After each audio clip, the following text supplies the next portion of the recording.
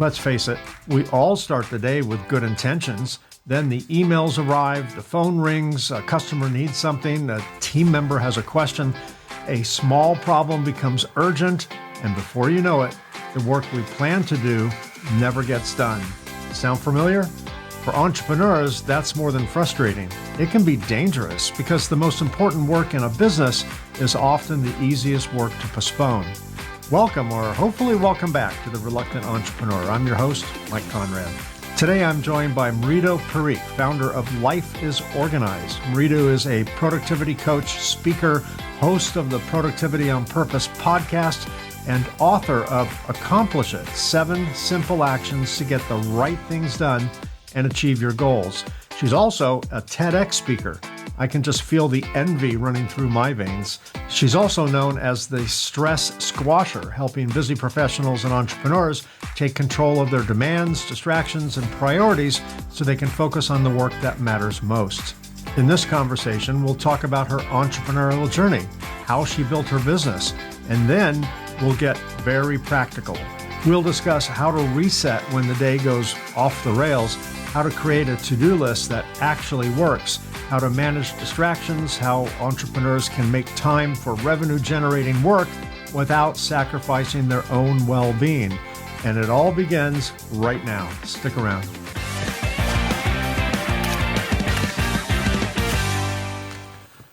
Mridu, welcome to the show. I'm excited to talk to you today about organization and all the things I'm not, basically. Mike, I'm so excited to talk to you because anybody can learn organization. All right. Well, I can't wait. I will be. Yeah. I will be your test subject here. So, and That's then right. After this airs, I'll put this. Well, after today, I'll put some of this into practice, and then I'll follow up with you. I'll be your. I would love it. I'm gonna hold you accountable. So we'll see. Okay. I guess it all comes that way too. So you describe yourself as helping people move from overwhelm to control.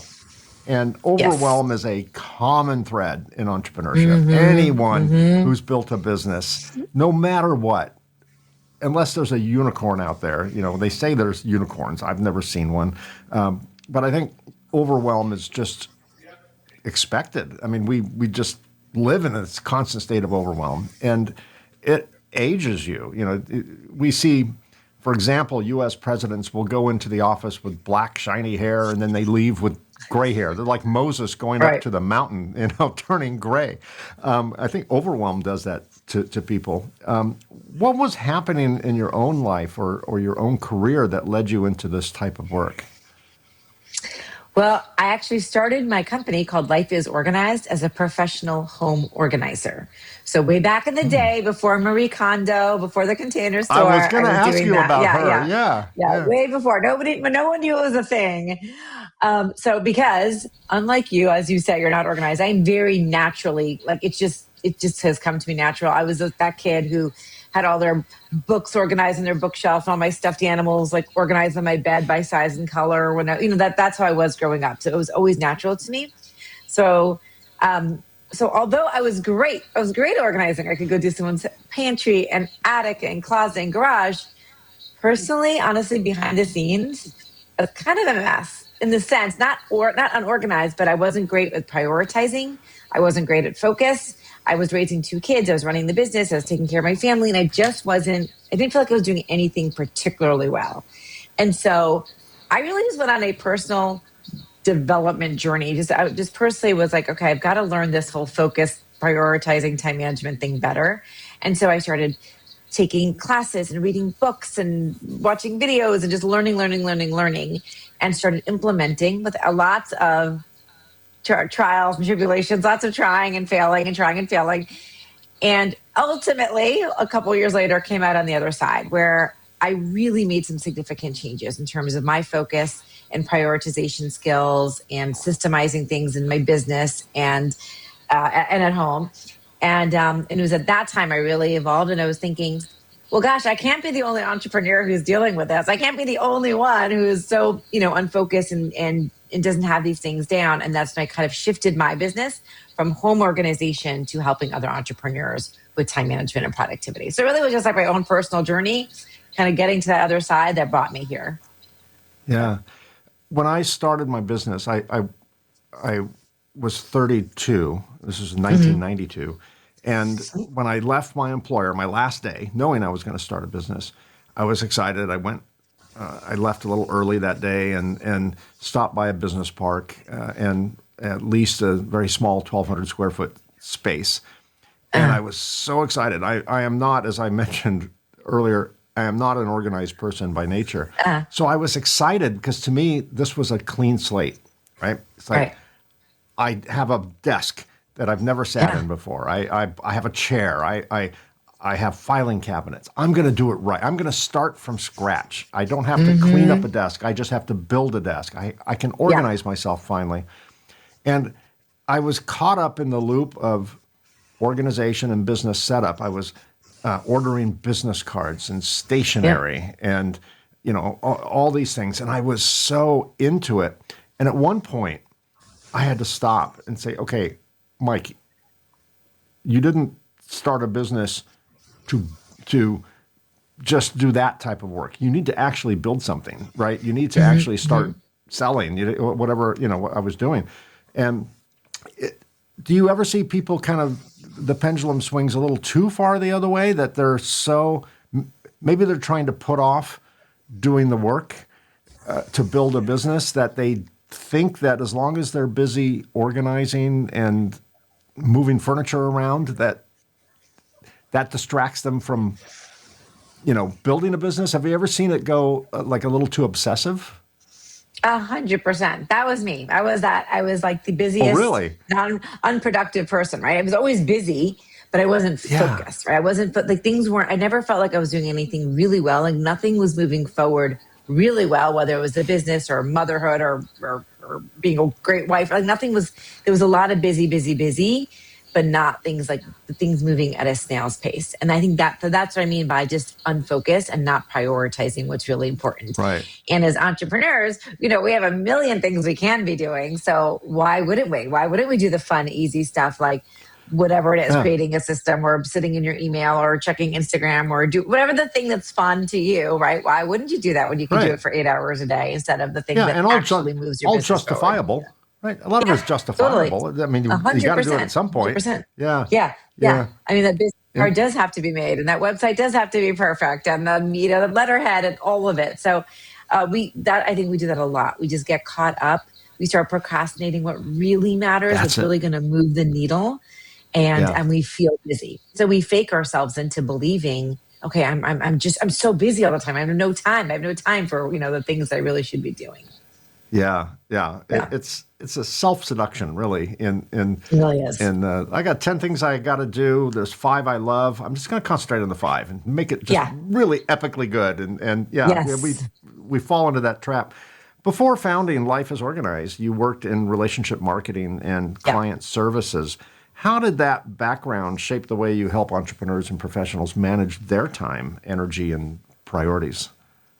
Well, while I was in marketing, one of my main, I guess, skill sets was really understanding the target market. So understanding how people feel, whatever brand. So I was working with Seagrams and Mercedes and these like kind of luxury brands. So I wasn't in the luxury space. I was a 20 something. So I really had to put myself into that mindset. Well, how are they shopping? What are they buying?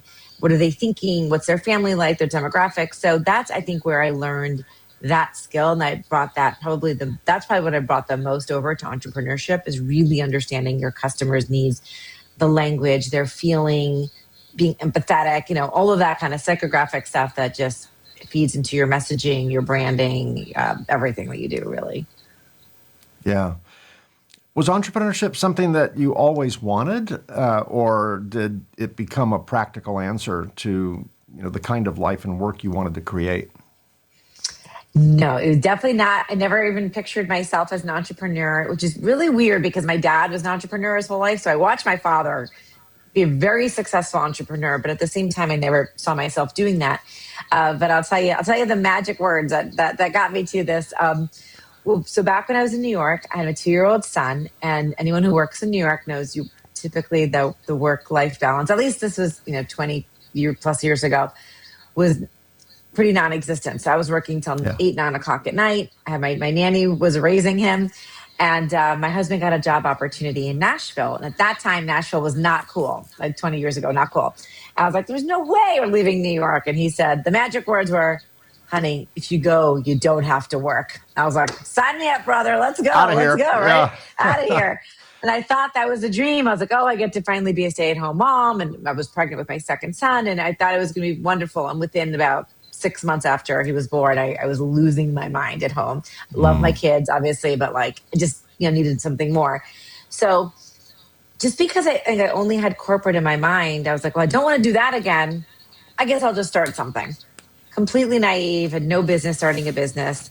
But I look back, I think ignorance is bliss, because sometimes I'm like, well, if I did know Yeah. everything, would I have done it? Would I have jumped in? It's probably better I didn't know a thing and just figured it out along the way. So yeah. When I started my business, I knew nothing about business. Me too. I never desired to own a business. I just created a Yeah. product that I tried desperately to get my employer to embrace, because it was something I thought my industry needed.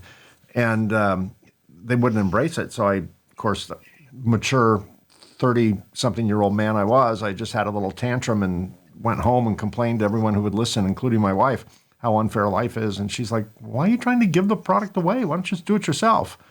Right. Ding, light bulb goes off. Yeah. I'm like, guess I can. Like I can do that. So, That's a thing. yeah. But, Yeah. to your ignorance is bliss comment, I looked at the skills that would be required. I would need a strong technical acumen, which I had, and I would probably need some business sense, which I did not have. But I remember thinking that, like, well, I got the hard stuff down. I mean, how hard could business be? Really? Come on. Anyone can figure this out. I'm a smart guy. Right. It was my arrogance and my ignorance and my naivety and my ego and my very poor assessment of risk. Those are the only reasons I managed to build the business, because those are dangerous traits to have in year 2. They're almost required, or maybe not required, but they are definitely beneficial in year 1. Yeah. Because Yes. if someone had told me, Mike, 80% of all businesses fail, I would be like, you serious? Yet the way I was thinking is like, well, they don't mean me. I'm smarter than Yeah. that. So the ego, the naivety, the ignorance is definitely bliss. And I'm great.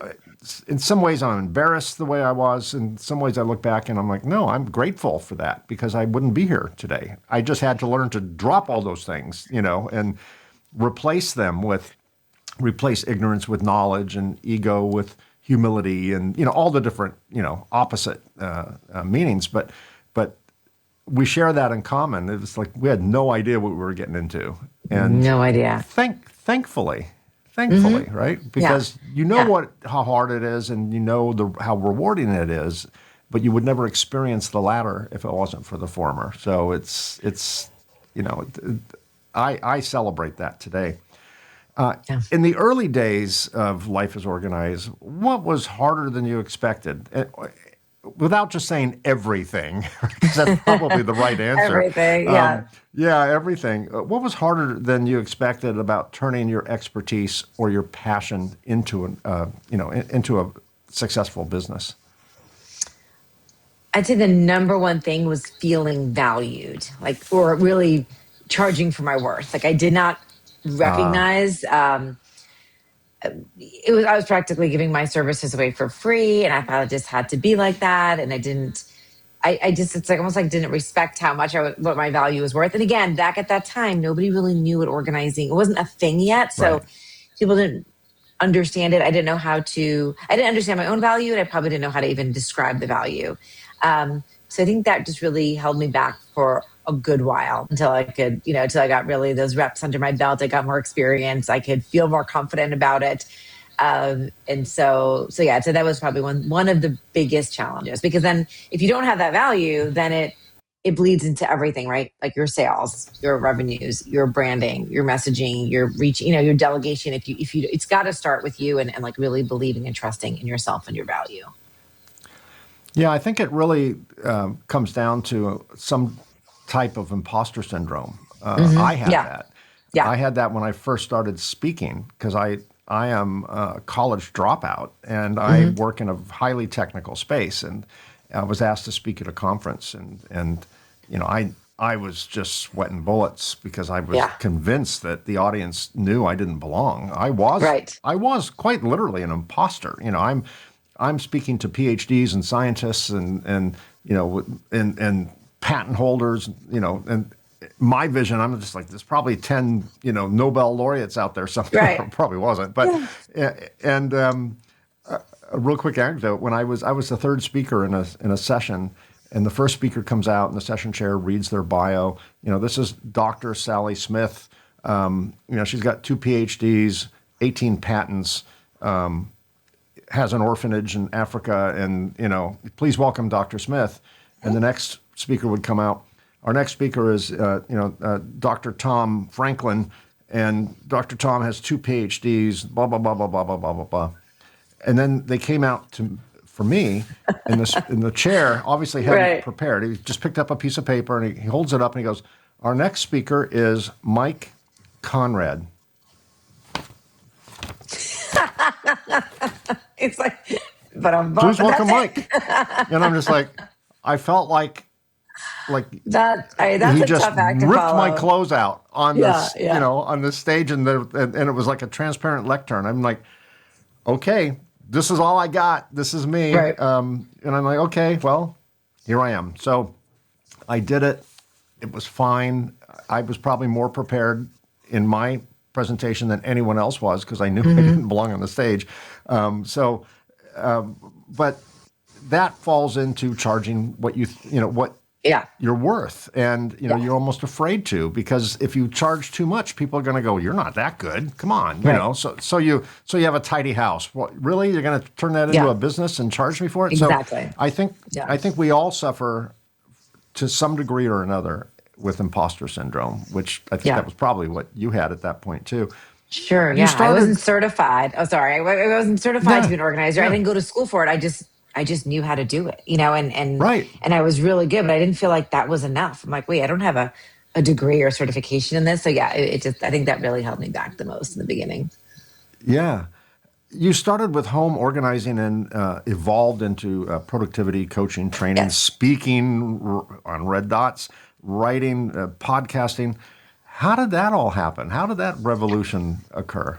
Or evolution, I should say. Oh, Mike, I was gonna say it's an evolution. I mean, I think probably everyone listening, it's like you go in your business thinking one thing, and then it evolves and it's something else, and so you get another change, and life doesn't happen how you want. Um, and it's funny because now, but 14 years into it, when people ask me what I do, or they say, "Tell me about your business," I'm like, "Well, this is what I'm doing now," and I don't know, I can't even say what I'll be doing in 2 years. Meaning, I'm so used to it. In the beginning year, again, I was just like, I almost felt like ashamed because I actually started as a professional video photo organizer, then moved to home organizing, then moved to coaching, then moved to productivity. And I was like, oh my gosh, I'm just a failure at all these things. I can't keep it together. And now I'm like, no, this is part of the process. This is the Yeah. evolution. This is the exciting, fun part. You get to hone every time. You get to figure out what you love, what you don't love. You get to grow and evolve. And so it's just part of the process, but I look at it so differently now. Now I'm like, who knows what it will be in 2 years? It could be a different market, a different target, a different style, a different framework I teach. Like, who knows? But it'll be the next better thing, right? So every version just felt like the next better thing for me at that moment. Yeah. Similar. I think every entrepreneur has the same story. Yeah. We're on a journey, and Yeah. we're not really in direct control of Right. the bends in the road, and it's not a straight line. It's not linear. Yes. Yet every one of the detours that we seem to be making in the moment is purpose driven. It makes sense later, right? So your Mm-hmm. passion for organizing, your natural passion for organizing, was the fertilizer, the ingredients for what you're doing now. And talking about evolution and unpredictable, the saying goes, if you want to hear God laugh, tell him your plans, right? So it's Right. very Yeah. much like that. I refer quite frequently. My audience is like, oh no, here he goes again. I refer quite frequently, totally metaphorically, to the business gods, right? And because I have to like assign some, blame to someone other than myself, But Yeah. the business gods are a twisted little bunch because their goal is to guide you through your journey. They know where you're Yeah. going. I have no idea where I'm going, and if I'm on the wrong path, the business gods will drop me little clues. And if I ignore those clues, they will hit me in the face with a 2x4, Right. metaphorically, and bounce me onto the right track. And every challenge I've had over the last 34 years I've had my business, I can look back with some altitude and perspective and realize, oh no, I see what was happening. This was part of a plan. And I'm taught things way in advance of me embracing what I learned. It only makes sense in retrospect. So I'll finally 100%. realize I need to start doing this. And then I'll realize, wait a minute, I was given those signs years ago, and I'm Yeah. only now listening to it because it didn't make sense then, and I had Right. to wait. So the business gods are patient. They will say, okay, well, you're not ready today, Mike. All right, give it your best shot. We'll see you again in a year. And of course, I'm back, and they go, okay, welcome back. Now go this way. And Yeah. but I think even though that sounds a little goofy and metaphysical, which I don't mean it to sound that way, but I do think just looking back, there's no other explanation than, Yeah. this is a destiny. You're on a path. It's predestined, and you are in control as much as you think you are. But there's a greater plan, and each step, each mistake, each challenge, each failure, each success is all, part of the plan. It's required. It's curriculum. Many entrepreneurs start the week with a plan. I have done that. Yeah. I have back when I went to the office every day. I would have a to-do list, because I am kind of a list person. I like Yeah. if my wife has a bunch of honeydews for me, I'll say, please write them down, and she'll be like, why do I have to write them down? I'm like, no, it's you don't have to. It helps me because I have a huge sense of accomplishment when I can draw a line through something. 100%. Yeah. The endorphins flow, right? Or Yes. the dopamine, I should say. The dopamine flows. It just feels good. And I like the idea of looking at 12 things that I need to do and prioritizing them by what's the most fun? What do I feel like? And then I know I get down to the three last things which I don't like doing, but by that point I feel so accomplished. Like I'm excited to do the things I hate to do just because I know I only have three left and I get the whole thing off my plate. And I feel proud of myself. I feel like an adolescent child. I feel proud of myself that I'm getting this stuff done. So I'm a list person, but I would write a list on Monday morning, and by Monday afternoon, I just throw the list away. It's like, okay, Yeah. the business gods have other plans. Clearly, I can't get to this today. So when the day or the week goes off the rails, what's the first thing a person should do to reset, if anything? Yeah. Well, I just want to respond to something you just said. And I think you're actually pretty unusual if you're getting to the fun stuff and then you have the energy and the motivation to get to the stuff you don't like. Most people, and I've been doing this for years and work with hundreds of people, it's just the opposite. We do start the day with the stuff that's fun, easy, that the quick easy gratification, and you get so caught up in that, and it's 3 o'clock, and then it's in meetings, and then it's email, and then it's in 4 o'clock, and then it's 5 o'clock, and then you're like, I have no energy left for the thing I really should be doing. So no big deal. I'll just do it tomorrow. 9 o'clock comes Right. around, same thing. You're like, I'll just do that quick email and those meetings and the thing, those quick things I want to do. And that's 3 o'clock, 4 o'clock, and then we put off. So that is typically what tends to happen is that we end up doing the stuff that just like when we started this conversation, it feels really good in the moment, but at the end of the day, you're like, where did my day go? What did I even get done today? And I think that's actually like the worst feeling.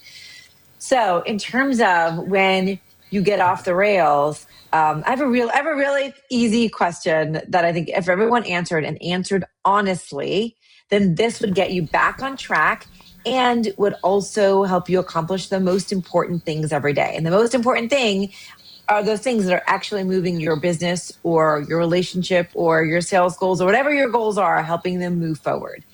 And here's the question. I'll just say, what are the top 3 things that I will accomplish today to make me feel most successful when my head hits the pillow tonight?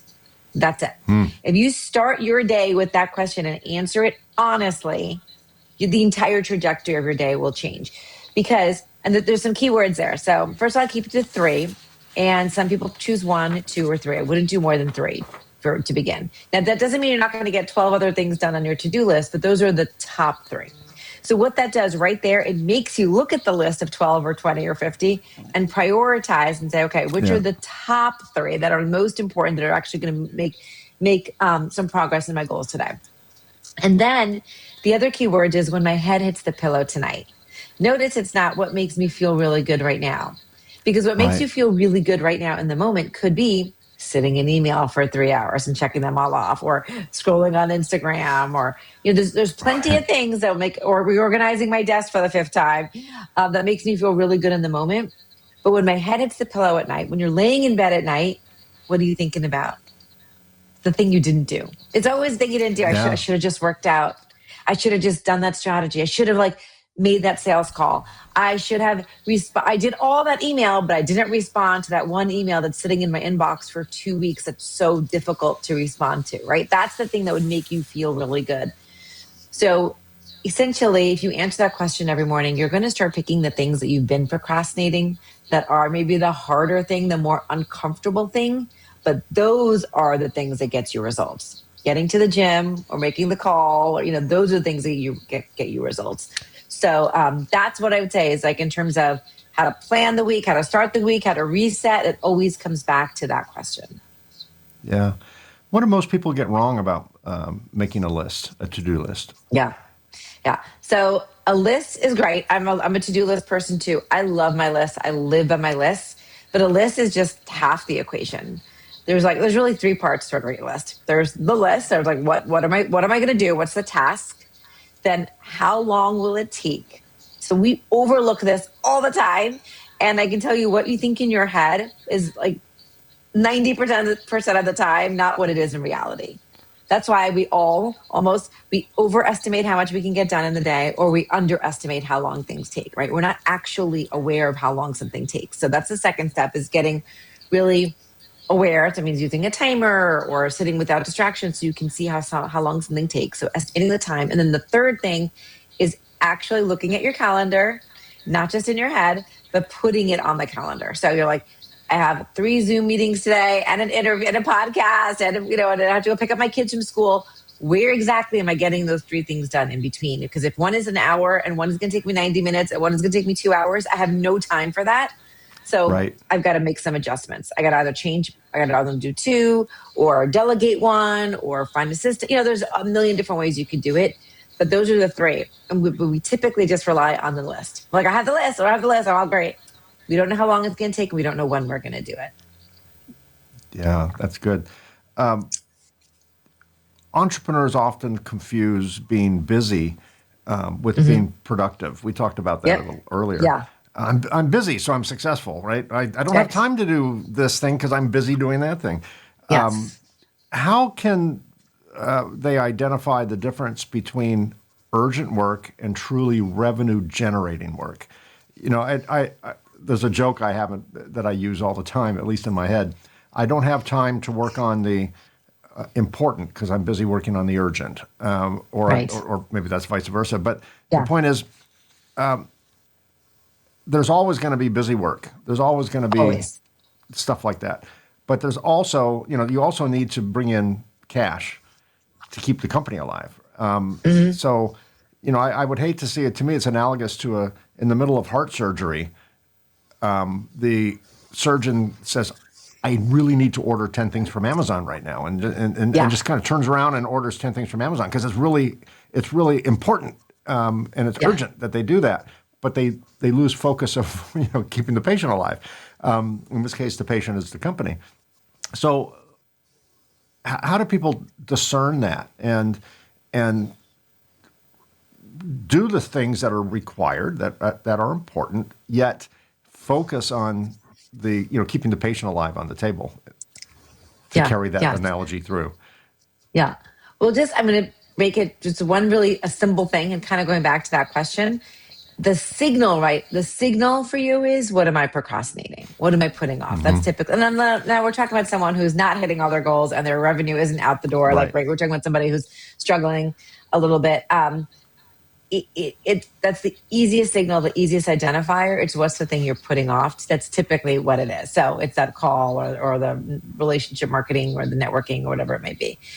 So that's an easy indicator. But also just tying it, getting very clear on what are my goals. I think we can go through the whole day. My analogy is it's you decide you're pack up all your bags, you race through traffic, you get to the airport, you go through this horrendous security line, and then you look up at the screen and you're like, oh, where should I travel today? That's how I feel like we go through the day a lot. We're just go. Let me do the next thing. But you really don't know what the end purpose is anymore. We're going so much, we don't even remember or have track of what is the goal, what was the purpose, where am I going? I think we've got to backtrack. We've got to start there. So I'm just use a very simple example, but a very rudimentary example. If you're I would make $10,000 this month, what does that look like? 5 $2,000 clients. Okay, what does that look like? That means 25 phone calls or 50, and really backtracking it. Right. Because if you don't start with that end in mind, we like you said, we have plenty to keep ourselves busy with. There's nothing. And so you got to start there. So at least some activity that I'm taking, which is probably the one that you're procrastinating, is going to help me hit that goal. And then and then the next step is I would break it down. Just like I was saying, if it's 5 clients for the month, if it's 25 phone calls, is it 5 a week? Does that mean 1 a day? I would just break it down into the smallest, most easiest next step. So you start taking action on the right things. As you take action on the right things, you will build momentum. And that's what keeps us inspired, right? As we build momentum. Yeah. What systems do you recommend for managing constant demands, interruptions, emails, distractions without becoming unavailable for the business? Real key foundation is focus. Focus in small periods of time. Don't even try. Don't even try to I'm going to focus for the day today. I'm going to work on this project for 4 hours.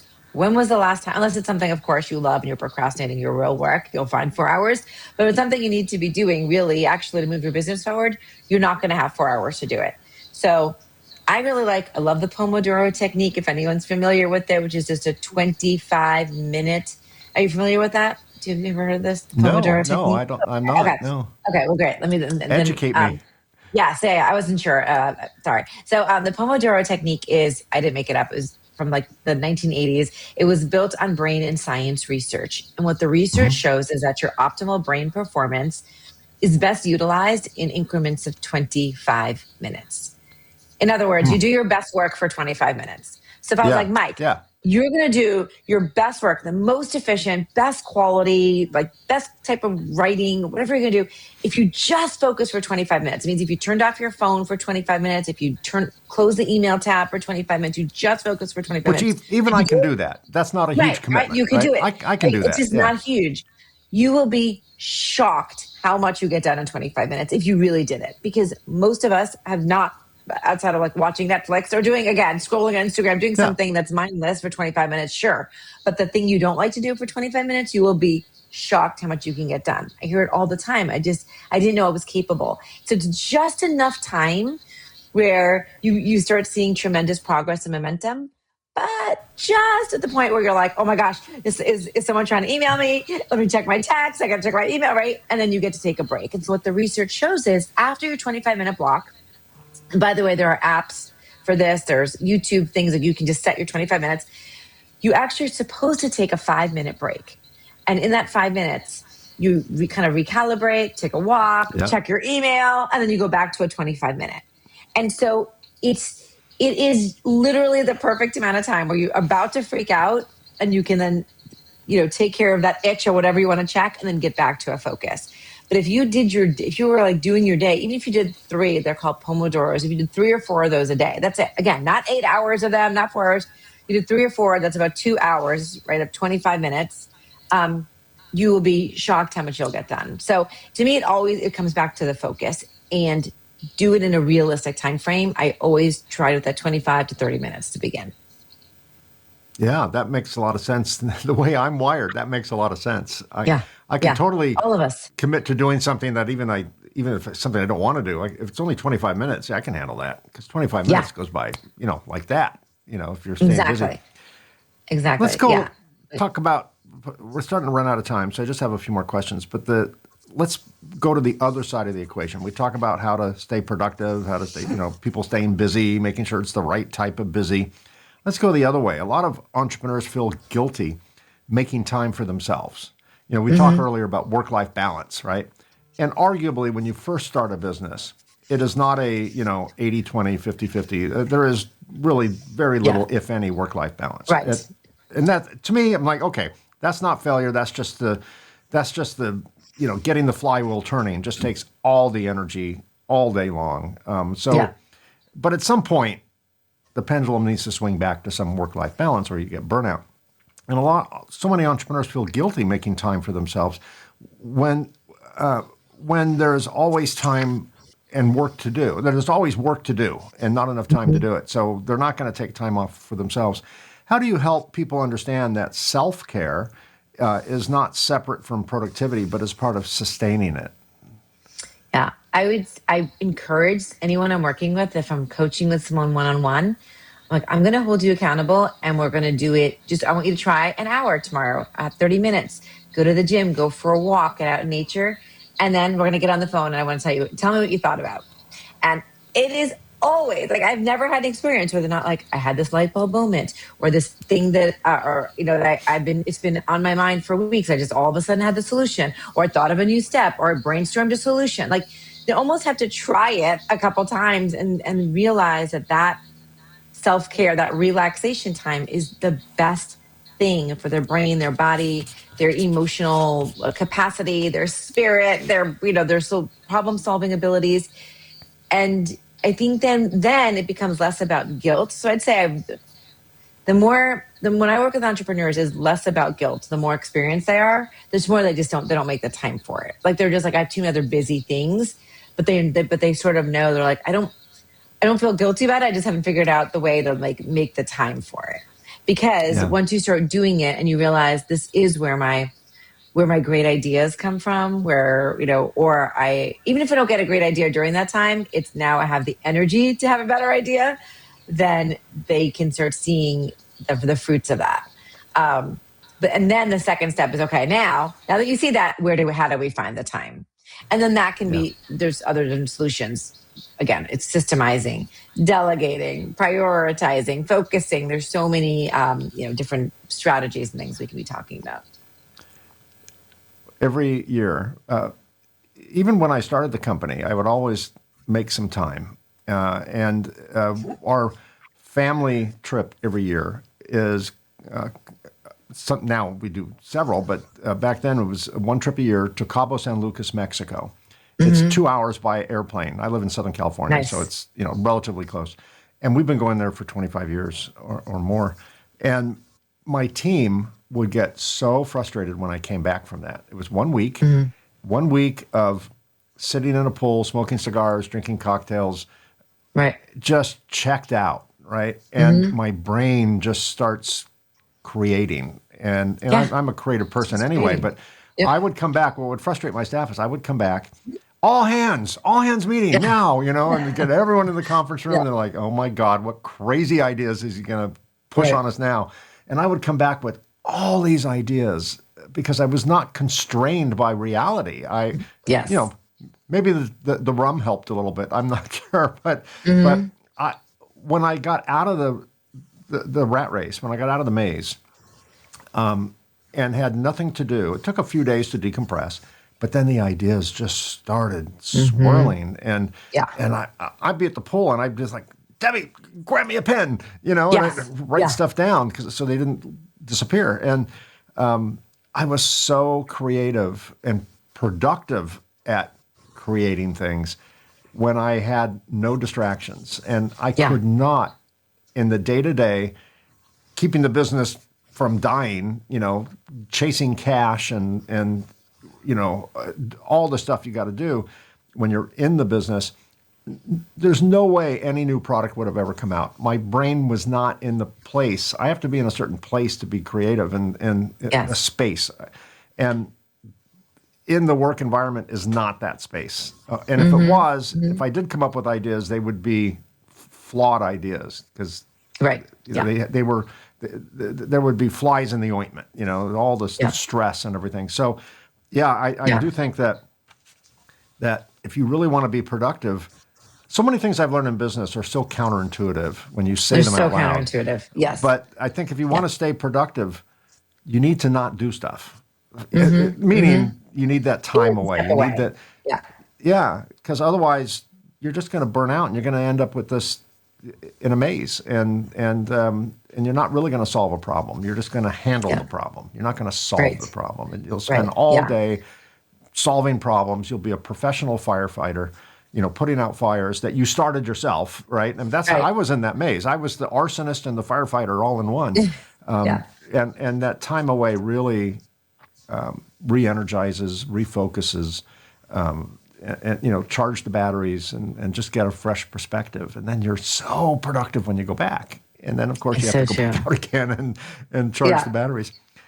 Yeah, show me one person who hasn't solved a problem in the shower, or even if just like, I remember that thing I forgot to pick up at the store, or that like those ideas, those connections happen in the shower because you're just disconnected. So everyone is proof that this works. It works. Yeah, 100%.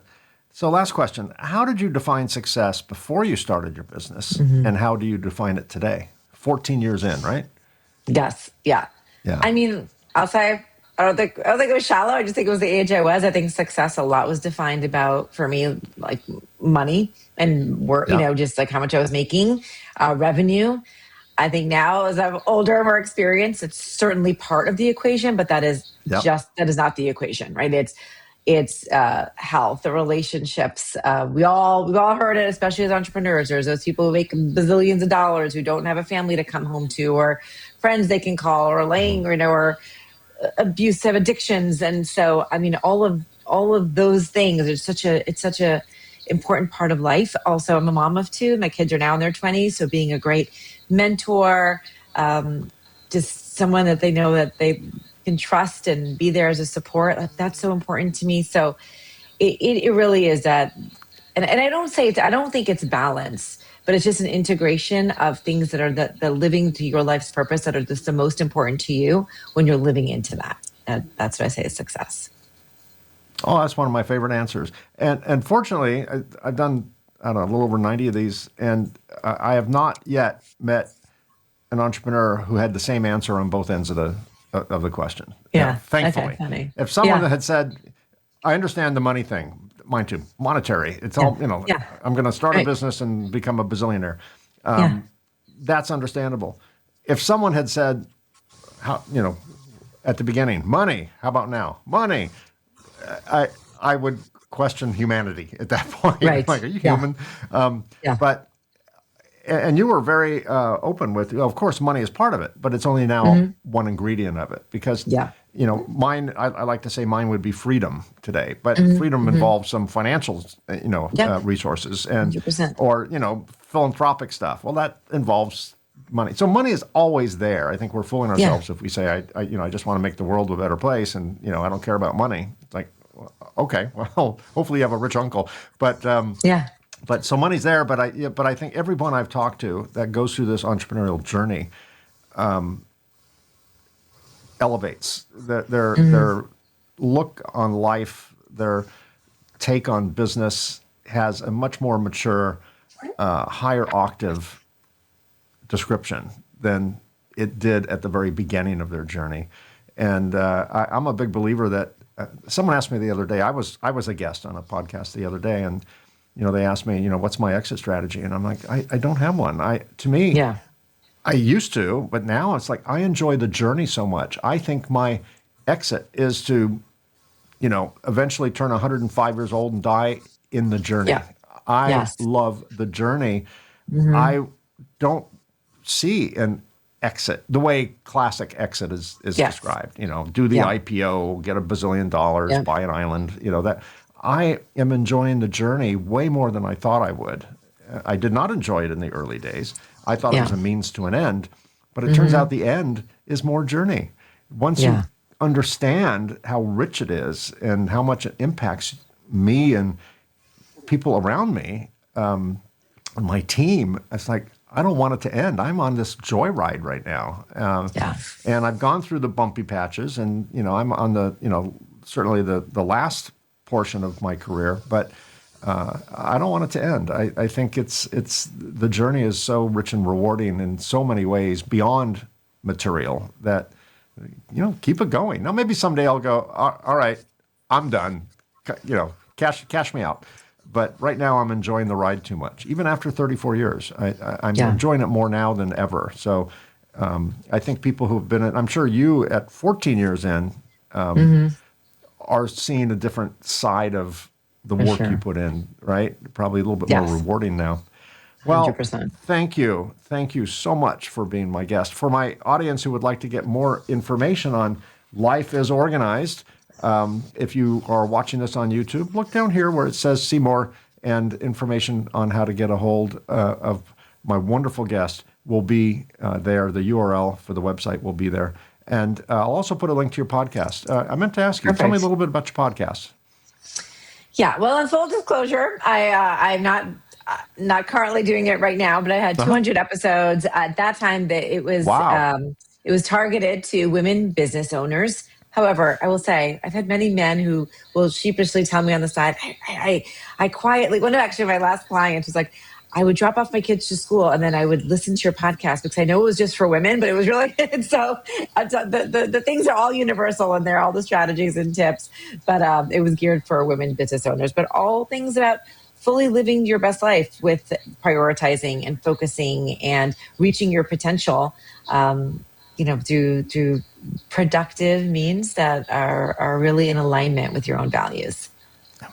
Well, even though you're not producing it right now, the nice thing about podcasts is they live forever. So I will put the link so that my audience, male or female, can watch it.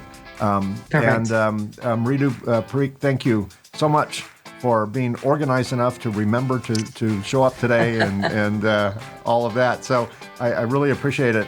Thanks for the work you do in organizing, crazy entrepreneurs who generally, march to the beat of their own drummer. At least I do. So thanks for doing the work you do, and I wish you continued success in your journey. Thank you, Mike. This was great. I really appreciate you. Well, me too. I appreciate you as well. I don't appreciate me as well. I appreciate you as well. I got it. All right, here are some final thoughts. I think one of the most important takeaways from this conversation is that productivity is not about trying to squeeze in more work into an already overloaded day.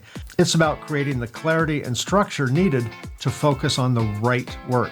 For entrepreneurs, that distinction matters. It's easy to stay busy. It's much harder to step back, identify what actually moves the business forward, and protect time for that work. We've heard practical ways to reset when things go off track, rethink the to-do list, manage distractions, and build systems that reduce overwhelm instead of adding to it. Now, that's a wrap. Thanks for being part of our Reluctant Entrepreneur family. We've been very busy recording future episodes with fascinating guests, so be sure to subscribe to get notified when new episodes drop. If you're an entrepreneur or know someone who would make a great guest, we'd all love to hear from you. Visit reluctantentrepreneur.podcast.com where you can apply or recommend a guest or just learn more about the show. And a couple of shameless plugs. I've started a new series under the Reluctant Entrepreneur brand. The new series is called Reluctant Lessons When Businesses Went Wrong. On this series, we dig into high-profile business failures and the stories behind it all. So far, we've profiled numerous companies, including Rubbermaid, Kodak, Blockbuster, BlackBerry, Toys R Us, DeLorean Motor Company, and more, with many more to come. Turns out, there's no shortage. Check them out on this channel. And if you're interested in my book, The Reluctant Entrepreneur, Anatomy of a Business Startup from Uncertainty to Unstoppable, it's available in paperback and Kindle on Amazon, and as an audiobook on both Audible and Amazon. And to everyone listening or watching, if you find yourself stepping into entrepreneurship, whether by choice or by circumstance, remember this. Sometimes the path we never planned becomes the journey we were meant to take. Thank you all so much for being here. I truly appreciate all of you, and I'll see you again very soon.